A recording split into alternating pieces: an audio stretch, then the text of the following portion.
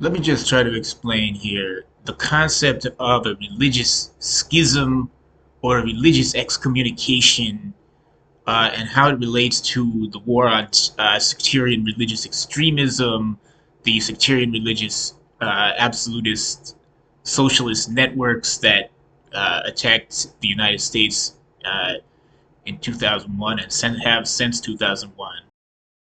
As is implied, it's not really a nation.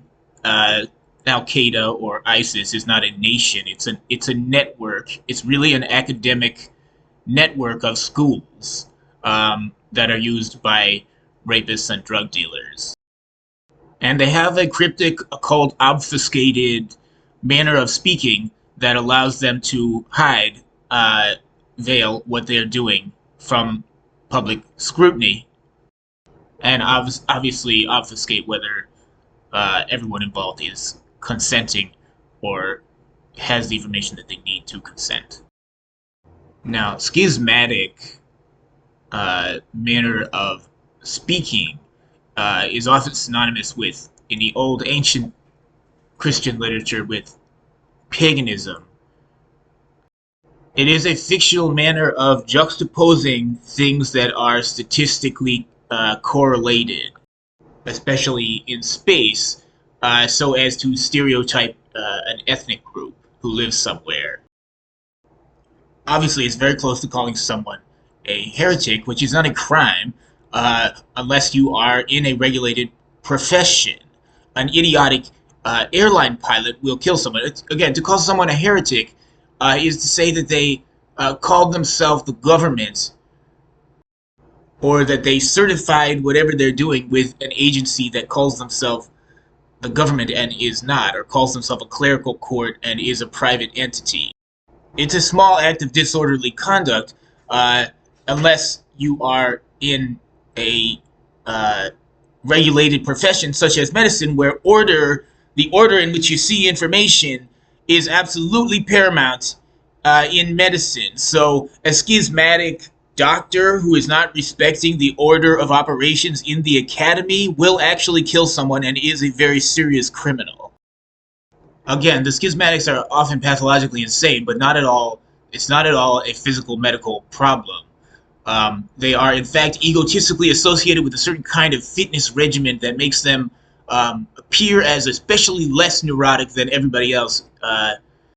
Nobody cares about neurosis anymore. People get neurosis all the time and it goes away, but they have this special fitness routine, the sectarian religious extremists, that makes them look like an old-time priest who couldn't get neurosis because he had to go around talking to a lot of people. And you will hear them use a lot of symbolic language to obfuscate what they're doing and to avoid talking about what they're doing, and to avoid having uncomfortable conversations. Again, as I have said, schismatic status signaling is the cause of neurosis, is the cause of schizophrenia, is the reason why you have the characteristic schizophrenic dream when you are terrorized. Everybody in America has some schizophrenic dreams. It's the American dream. And it's caused by a kind of legal status signaling that obviously gives one the terror of being put in one of their religious institutions for spiritual re-education, which they will obviously refer to as mental hospitals. Obviously, they don't speak English because the mind in English signifies something that is not at all a physical thing. If something is between physical and metaphysical, we refer to that as being spiritual in English, but they don't want to use the word spiritual special education because it would be obviously religious re-education by the exact original definition of the First Amendment, and highly, profoundly, and fundamentally illegal in every Republican nation. In every nation on earth, I assure you. These are neo-colonial philanthropic networks whose money is derived from owning elements of the public record, like a feudal contractor in ancient times. A feudal lord would have in his house part of the public record that the king would come and take. We don't use this system anymore. We just put it right up on the internet. The government needs to have all the public records and needs to publish them in an orderly fashion, and they don't want to do it. And that is why you get these networks of academic philanthropic networks in nations that have privatized the most basic function of a conservative government.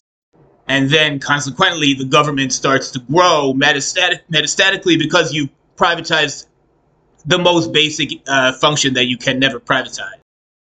And this is who attacked the East Coast as well as America because of obviously the First Amendment, because their victims in Asia all reference the First Amendment and Africa. And they seem strangely invested in real estate around historic university campuses, especially in London and New York, obviously so that they can own the public record and control what people have access to on the internet by instituting a media monopoly conglomerate so that they can retain their privileged baccalaureate feudal access to the public record and the right to bring you the public record and to profit by making you accede to their demands in getting it.